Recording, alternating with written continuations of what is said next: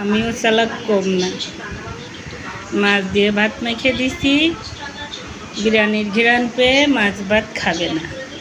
এখন বিরিয়ানির ভিতর দিয়ে এক টুকরো গোস্ত এনে মাছের ভাতের ভিতর মাখাই দিছি। তারপরেও দুষ্টু কম না, গোস্ত খুঁটে খুঁটে খাচ্ছে।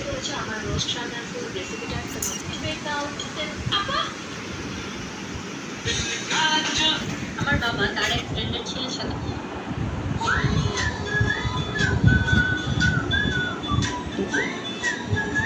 কি দুষ্টু, গোস্তগুলো খুঁটে খুঁটে খাচ্ছে, মাছ খায় না, মাছ ভাত খায় না।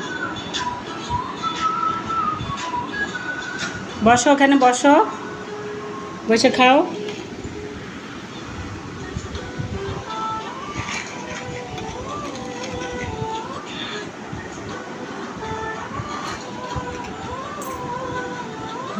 গোস্ত বেছে বেছে খাচ্ছে, এত দুষ্টু।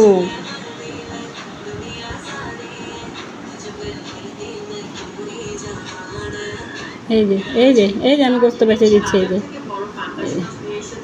শ্বশুর বাড়িতে যেসব কাজ কখনো করতে হয় সেসব কাজ আমার বাপের বাড়িতে করতে হয়। তাছাড়া এই বৃষ্টির মধ্যে আপুর জন্য খিচুড়ি রান্না করেছিলাম। বাপের বাড়িতে আসলে কখন যে সময় চলে যায় বুঝতেই পারি না। এদিকে বৃষ্টিতে ভিজে আমার পুরো ঠান্ডা লেগে গেছে। বাড়ির আশেপাশে ঘুরেও বেড়াচ্ছি, আমরা রান্নাও করছি, আর এইভাবেই সময় চলে যাচ্ছে। আসসালামু আলাইকুম, কেমন আছেন সবাই? আসার পর থেকে সারা রাত বৃষ্টি, সারাদিন বৃষ্টি পাচ্ছি। সকালে গোস্ত খুঁটে খুঁটে বেছে বেছে খাচ্ছে। খিচুড়ি ডিম ভাজি খেলে কেমন দুষ্টু দুষ্টু।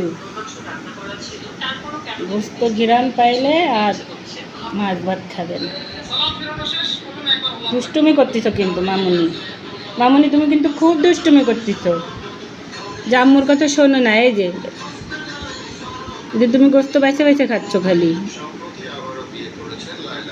না।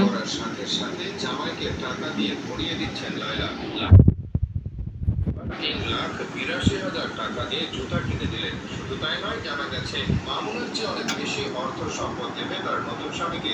অবাক হওয়ার কিছু নেই, এটাই বাস্তব। চিরতরের প্রিন্স মামুনের নামটি মনের খাঁচা থেকে বের করে দিলেন লায়লা। ফেসবুককে নষ্ট করার জন্য লায়লা মামুনকে বাদ দিয়ে মেহেদি নামের একটি 18 বর্ষের ছেলেকে বিয়ে করেছেন। বোধহয় শিশুর সাথে প্রেম প্রেম পাগলামি খেলা করছে লায়লা। সম্প্রতি সোশ্যাল মিডিয়ায় লায়লা এবং তার নতুন স্বামী দুজনের মাছ মুখে দেবে না। হ্যাঁ, চলে গেল। আসো, এই যে এই যে আয় আয় ময়না, ময়না আসো আসো। এই যে এই যে এই যে এই যে নাও নাও। গোশের যে বলছি আসো আসো, এই যে গোস্ত যে নাও নাও নাও নাও নাও নাও।